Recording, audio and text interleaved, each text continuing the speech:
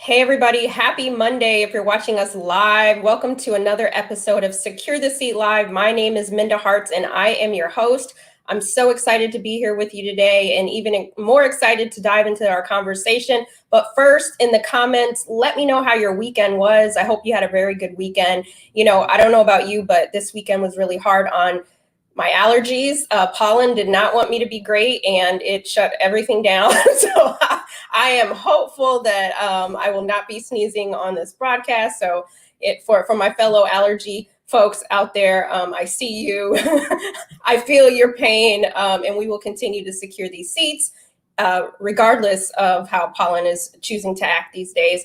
I just, again, thank you for joining. You could be anywhere on the internet right now, and you're here with us every Monday. So shout out to you, to the squad. You're always showing up. So excited for you to get into today's conversation. Make sure that you ask questions. Listen, we have some of the most brilliant, best minds that come to the show, and this is your opportunity to ask those questions. So don't forget to drop those comments in when it's time to have those interactions. The other thing before we jump into our conversation is that I told you last week that I will be releasing this year's Secure the Seat Writer Retreat. For those who didn't get a chance to join us last year, I'm rolling it out again. So Mike, my right-hand man, is going to drop the retreat link in the chat so that you can be a part of it. And for my Secure the Seat Live listeners, you can use the code STS 2021 and you get a discount off. But I want you to get your book out there. There's so much smoke and mirrors behind releasing your book, and I want you to make sure that you have all the resources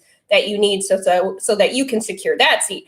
Okay, now that that's out of the way, we'll drop that link there for you. I'm excited to invite today's guest to the stage. I've been following Dr. Erin L. Thomas's work for a very long time, and so I'm just having a fangirl moment about to bring her to the stage, because today we're going to be talking about boundaries in the workplace. Dr. Thomas is the head of diversity, inclusion, belonging, and access at Upwork.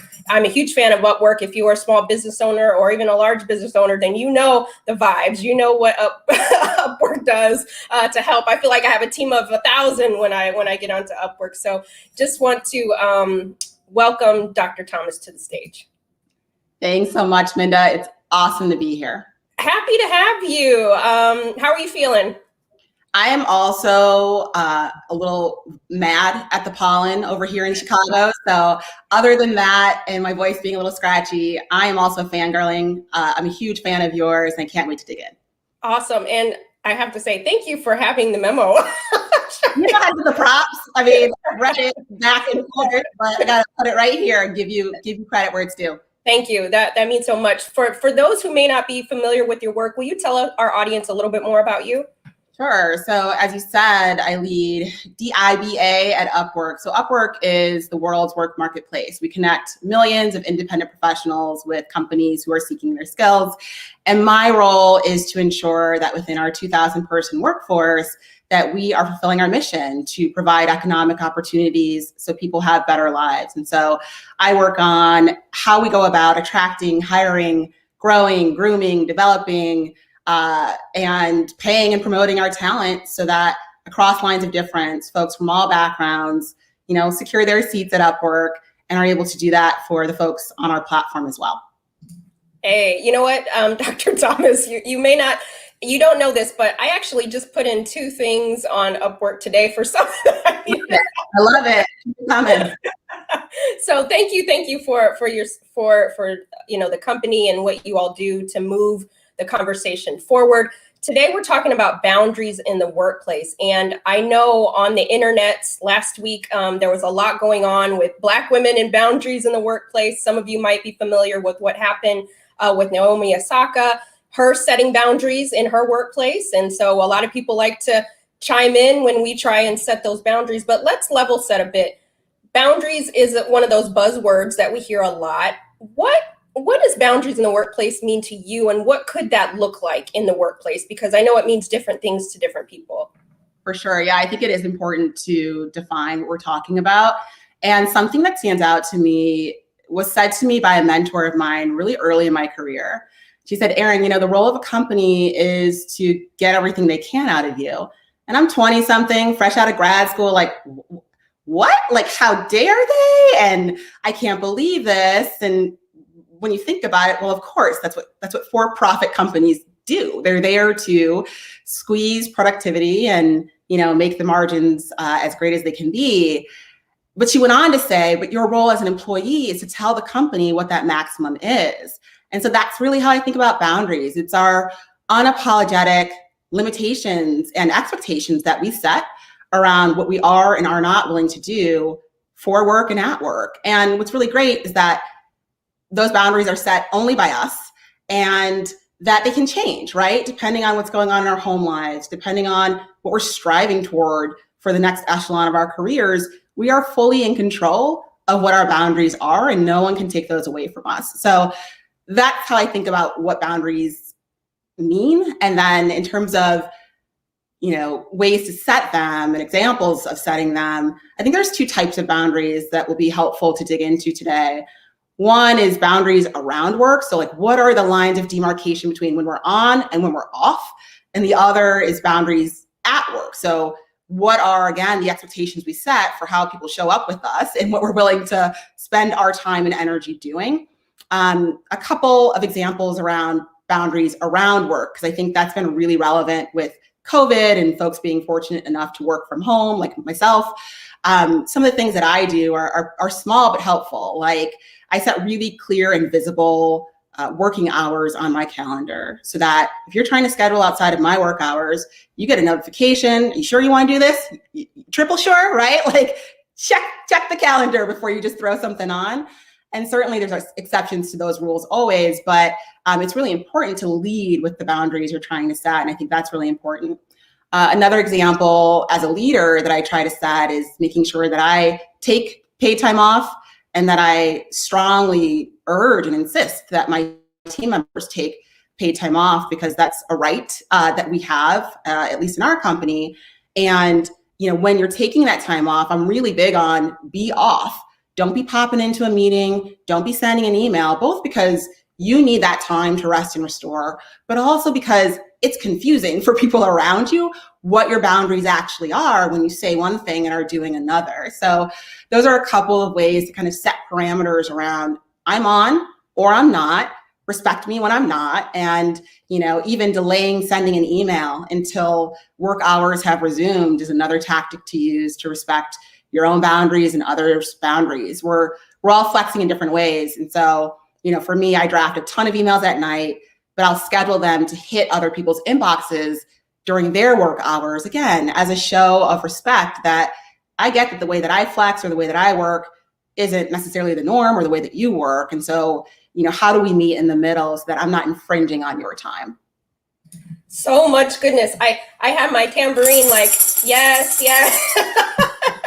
all the tambourine moments. You said so many different things, but the chat was blowing up. They were, we have people watching across all social platforms. And the one thing is, like, the boundaries, it's very hard sometimes to set them, right? And part of the equation that we can solve is how we set them. Like, we can't be mad at Bob. We can't be mad at Kim if we don't set these boundaries. Right? That's on us, right? I know it's hard, right? I know it's hard. But curious, just to dig in just a little bit, if you wouldn't mind, but you talked about establishing what those boundaries are for you, realizing that not everybody's working the same hours that you are, or have the same, or stay up late, right? Get up as early, whatever that is. Do you ever feel guilty for establishing those boundaries? Because I think sometimes as women, especially women of color, we're like, I just want to be available, right? I don't want to miss out on an opportunity. So I'd love to hear you talk a little bit about that. Sure. I think it's a great question. And I think that's been the biggest unlearning for me over the past year, right? With COVID especially, I think we've had a very necessary forcing function to get real about what we want and need from all domains of our lives. And so I don't know if it ever felt like guilt, but I definitely used to feel more shy about just saying what I needed at work or around me. And I just don't feel that anymore. I'll say, I think a couple of things that have really personally helped me is, one, therapy, because I think there are some foundations that can not be present and that get in the way of our ability to really even understand what our own boundaries are. So if we don't believe that we are inherently worthy and deserving, well, it becomes real easy for others to inflict their own boundaries on us without us having anything to kind of give back. And, that's not necessarily how a lot of women of color in particular have been conditioned or socialized. That's not how many of us were even brought into this country. We were here to work, right? And by working, we earned our keep or we earned our stay. And to dismantle and unpack that can take a lot, so that you're not internalizing that, so that you're truly believing, deep in your marrow that you are deserving, again, and worthy just because you're you. I think beyond that, what's also really essential is that we understand our broader purpose, not what we're trying to do in 12 months, but what's that North Star, that compass for our careers that we can sort of do a little stress test against whenever we're feeling infringed upon or feeling like we're not quite in control. Is the work that we're doing, are the things we're being asked to do leading us in that direction? Do we even know what that direction is? Because again, without that firm foundation, it could be really easy to get lost. And then from there, I think it becomes a lot easier to get in touch with how things are feeling. And so a tactic there that I think is really helpful is to just pay attention to how you're feeling at work or when you think about work. I was having a conversation with a Latina colleague the other day, and we were talking about a stressful work event. And she was like, hold on. And she looked at her smartwatch. She was like, oh, my heart rate's up. I was like, that is information. Pay attention to what your body is telling you, because, I think we spend so much time trying to codify, like, why do I feel a little off or I feel a little funny, when instead of trying to put it into words, we can just get into our bodies and recognize that we're not feeling our best. And that is information. That is us trying to tell us something about us that maybe we can't quite pinpoint yet.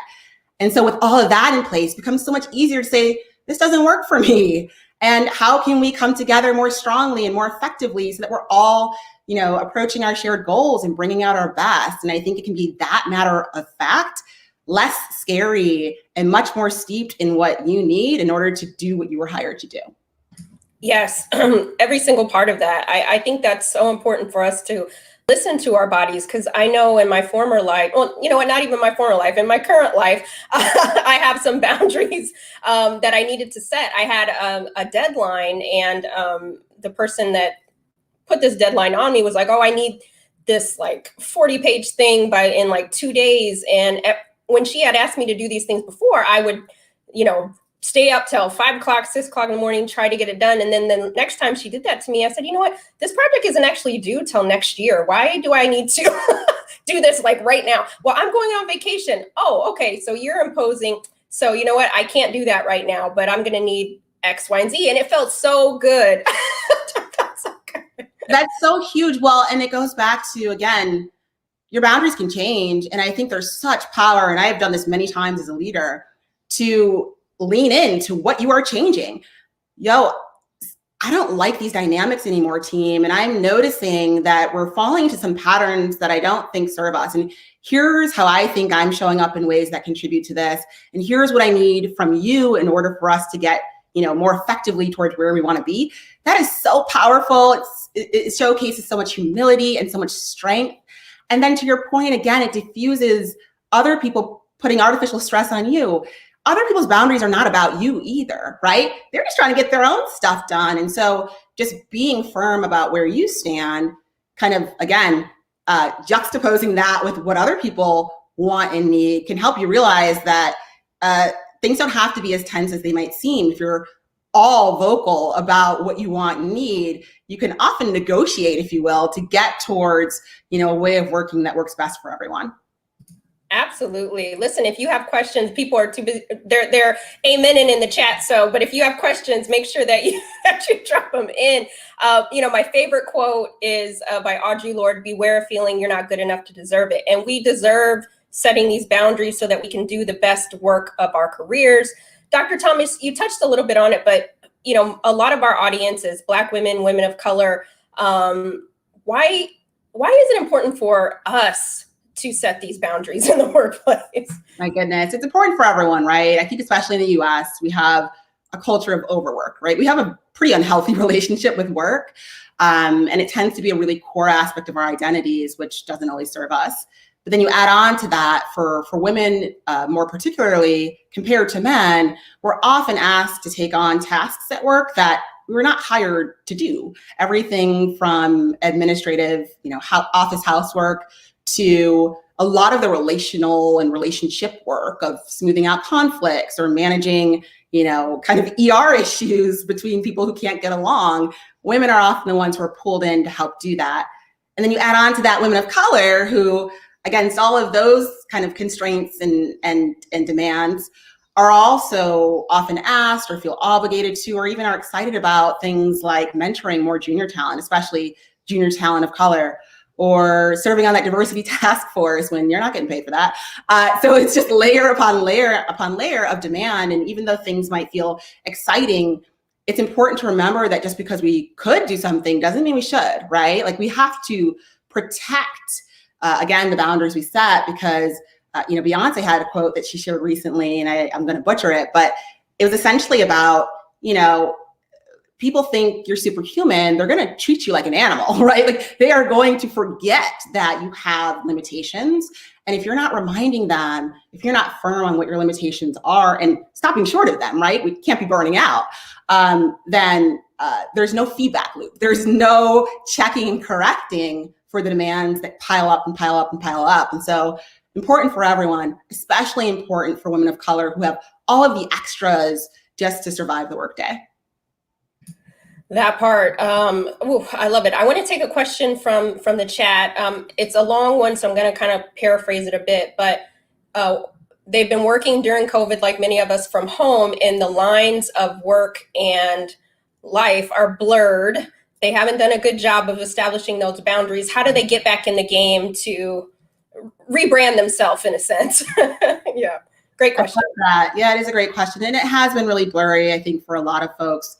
I think a couple of things. I mean, one, just very tactically, making sure that you have a clear end and a clear beginning to your workday, right? So a lot of what we've seen is that, people, allergies, pollen, people working from home are now eating up time that would have been spent in the commute, or eating up time that would have been spent, decompressing from the workday because we're home, there ain't much to do, things are still locked down. Like it's very easy to fill that space.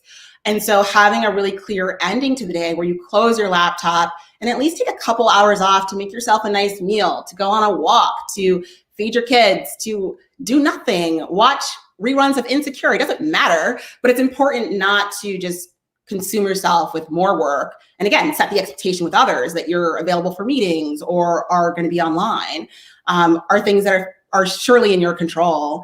And then on the flip side, we're filling our commutes in the morning with I myself opening up the laptop at 7 a.m. Like, what am I doing? So instead of that, like making sure you are serving as your own accountability partner.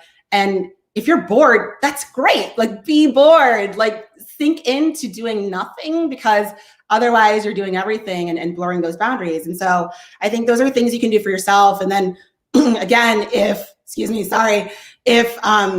others have become sort of habituated to this new way of working with you, there is no shame in pressing pause and saying, hey, I think this has gotten a little bit beyond what I need or what's healthy for me. And so I'd like to pull back to how I used to work, or a more reasonable set of hours for me. Any questions or concerns? And like, even if they have questions or concerns, take them, don't necessarily change your mind, but it's a way of just like leaning into the fact that you don't like how this dynamic is unfolding, and it's your responsibility and your right to pull back.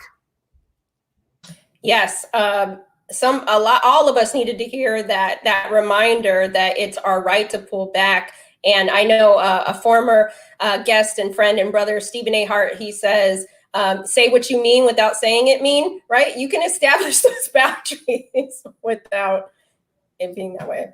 Amen. And then the other piece of that too, something that my therapist told me that I just thought was a helpful reminder is, people can not like your boundaries.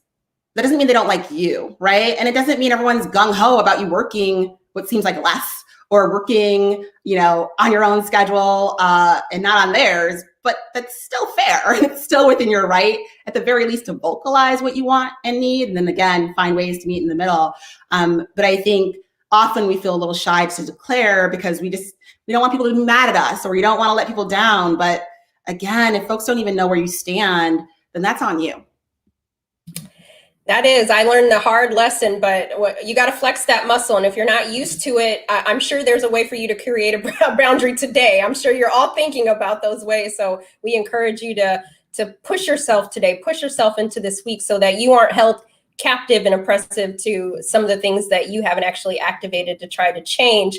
It takes work. I understand that. The other question I wanted to ask you, Dr. Thomas, is, do you think that mental health and establishing healthy boundaries in the workplace have a correlation? Totally. I mean, work is where we spend the majority of our waking hours. There's a ton of research, including from a nonprofit called Mindshare Partners, around just the role of mental health at work that I would encourage folks to look into.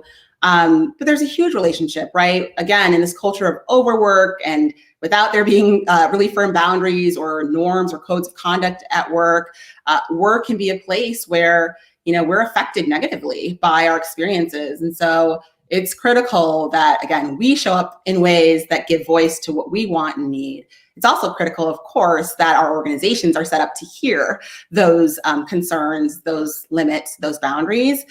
This is not just on individuals. And also, I think more and more workers have a lot of power in really advocating collectively for what they want and need. And we're seeing this coming out of COVID, right? We're seeing whole industries start to realize that it was never working for those minimum wage employees, and they have more options, or they have unemployment stipend, and they're good. They're going to sit this out until employers step up and deliver the basics of what they need. So advocate for yourself, and also for folks, who have decision-making power around policies and practices and just the culture of an organization. You've got to meet your employees in the middle.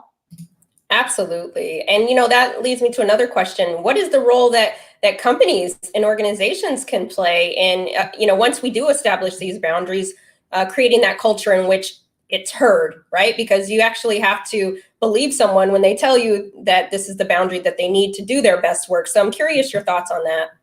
For sure. Yeah, I think before COVID, a lot of the conversation around mental health at work was positioned sort of like this individual issue where, if you've got something acute going on, we can listen to you or accommodate you or provide you with a leave. That's not all of what we're talking about. We're talking about destigmatizing mental hygiene in the workplace, and, not having it be a topic during May, Mental Health Awareness Month, but every day, in every one-on-one, in every company all hands, we're checking in on people as human beings and asking them earnestly how they're doing, what's working for them and what's not.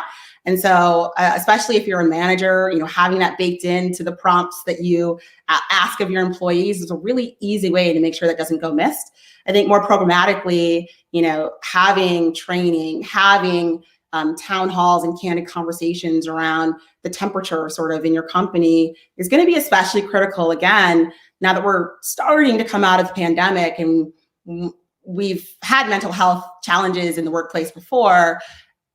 We don't even know what we're about to encounter as folks hopefully start to process all the grief and trauma of the past year and a half. We're on the precipice of a major crisis. And so opening up, those forums to talk candidly about that is going to be really important at work. And then I think even higher level than that, really paying attention to how work is set up in your organization. So, there's a difference between working hard and doing hard work. And, I think the latter is what we're hopefully striving toward in a lot of companies. We want to dig into meaty issues and solve meaty challenges. But if we're not doing it in a way that is smart or efficient, if we're doing it in a way that is overly taxing of employees, that's part of what can lead to the toxicity of the workplace, to the burnout. So do people have the resources they need to do their jobs? Are they empowered to make decisions? Do they believe that the goals set for them are attainable? If not, 40 hours on the clock is going to feel like 100. And so just even understanding that time can feel different depending on how it's used, I think is a really necessary place for companies to dig in, again, especially coming out of the pandemic.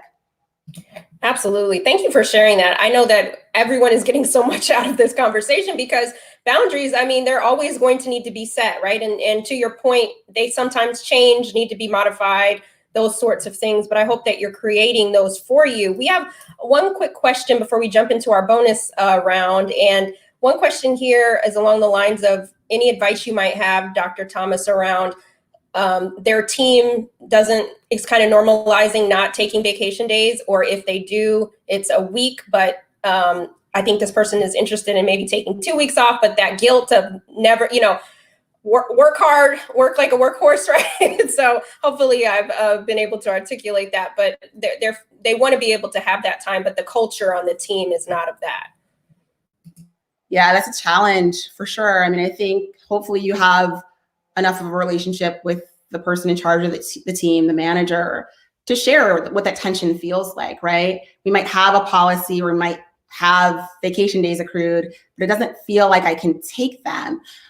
Again, just matter of factly stating where you might feel stuck or you might feel like, the company is sending mixed messages can be really helpful, because the manager may not even realize that that is sort of the unspoken norm that's being cultivated. And it can open up a conversation, hopefully, that's really healthy and inviting, and that nudges you to take the time, again, that you've earned either in accrued days and deserve just as a person.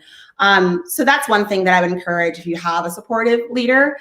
If you don't, hopefully you've got a supportive HR team or someone else you can go to again, just shine light on the fact that you seem to have this benefit and yet are not being able to utilize it. Like, there is a mismatch there that doesn't behoove your organization or your team in terms of retention and even attracting great employees. And so I think just starting with the facts and what you're feeling can hopefully open up that discourse and get you to take that time.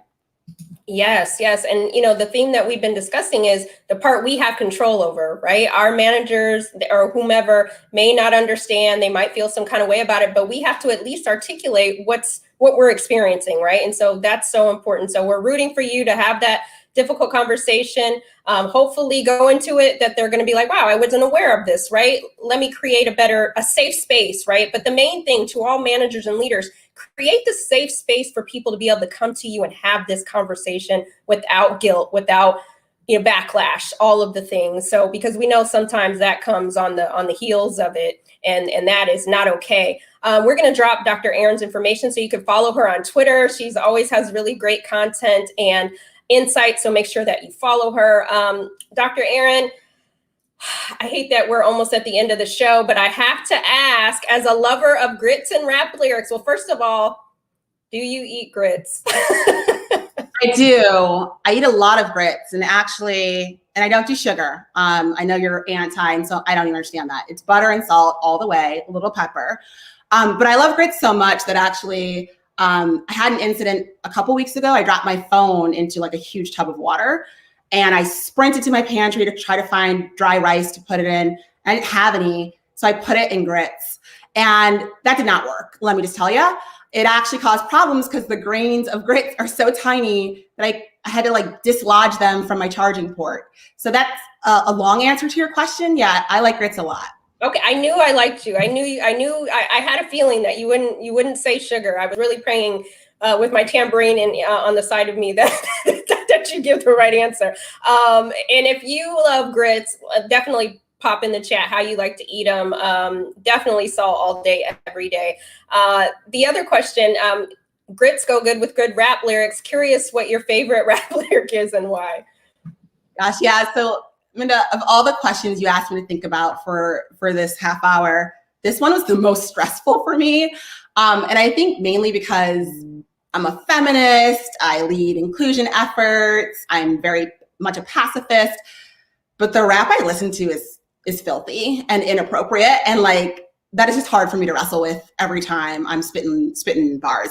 So I can't share with you any of the actual ones that I get down to, but one that's been in rotation recently, I guess I'd call it a rap song. It's Beyonce's song Freedom.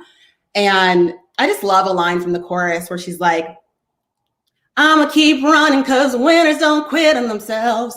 And I've started running for the first time in a decade recently. So when that hits me when I'm running, it always gives me a burst of energy. And I love that line because, I don't know, it's so uplifting. And she's really talking about everything we were talking about today, like digging deep into yourself, knowing what you're made of and capable of. And again, coming off such a hard year and a half, knowing that even when you're down, it doesn't mean you're out. You have to have a fixed mindset about your capabilities and about your winner status. And I just think that's a message everyone can kind of live by. Absolutely. Beyonce always has the bars, and we are all winners, and we're not going to quit on ourselves. So that was perfect to get the week started for those who are joining us on Monday. But even if you're midweek and you see this recording, you are a winner. Don't quit on yourself. And it starts with creating those boundaries. So thank you for that. The other question that I wanted to ask you is, everyone, in my opinion, has the ability to be a leader. You don't have to wait to get to the C-suite or have a certain title. We all can do that today. But what is one tip or piece of advice you would give everybody watching, all of our leaders, one way to make the workplace better than we found it? I'd say listen to Black women. Just to stay on theme, we tend to be canaries in the coal mine. We tend to be the ones who see things really early, and we can understand the nuances and the subtleties of what's going on in the workplace. And that makes sense. Like, that has been a survival skill and tactic for us for generations. And so I think sometimes leaders get distracted by small numbers, and it's just one or two people. But if those one or two people are a Black woman, or more broadly, a woman of color, lean in, because you're going to see a tide of this coming eventually in your workplace that affects every employee. So really pull those folks in, pay them if you're going to pull them in formally, but really pull those folks in and listen to what they're saying, because we know how to read. We do. And we know you need us at the table. You need us at the table desperately. And you need to listen to us, because we are the canaries in the coal mine. And so thank you for sharing that. This has been such a great show. Any final thoughts, Dr. Thomas, just as people go into the week? There's any just final things to send the community out with? Yeah, I think my final thought is just, again, on topic, that hopefully you're motivated and energized by what you can control and what you do have power over in terms of declaring for yourself. It doesn't, again, mean that folks are going to receive that well. And that is what it is. I think you take that information, you incorporate it into your long-term plans, and then make the decisions you need to make to protect your peace and preserve your boundaries. If it's not in your current workplace, which is really unfortunate, there are others that will be there to support you. And so, especially as talent reshuffles coming out of this pandemic, pay attention to your options, because hopefully you have some. And if you're a follower and a fan of Mindas, you're going to be a strong candidate for a variety of roles. So we're all rooting for you. That part, we are rooting for all of you. Know that you deserve to establish boundaries. Maybe you've never done it. Push yourself. Start at home if that's where you have to start. If you're not ready for the workplace, start at the crib. Okay, start setting those boundaries, because it will help you. Practice makes perfect. Again, Dr. Thomas, such a pleasure having you. Thank you for the work that you do, how you hold space for us, the work that you do at Upwork and beyond. Make sure that we'll drop your link to Twitter. Make sure you're following, and let's continue the conversation online about boundaries. So have a great rest of your week, and we will see you next Monday at noon.